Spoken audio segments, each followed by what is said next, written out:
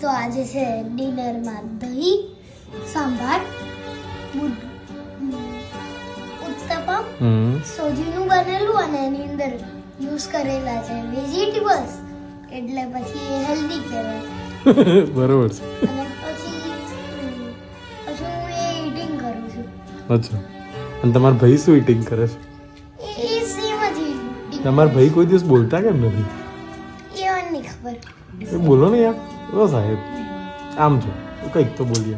એવું નહીં એ ડેડી પહેલા જેવું જ કરું. તમે જે કીધું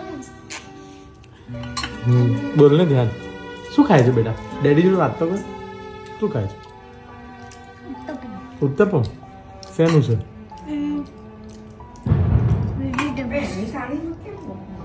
તને ભાયું? તને ભાયું? કેવું છે? મસ્ત છે. હા મારામાં એક છે ને. બબાલ ચાલુ કરો કરો કરો કરો. હું બૂંકું પછી આપો. કરો બબાલ. જો આ બિલાડી કેવી રીતે દહીં ખાય છે. અને આ જો બાગડ બિલ્લો.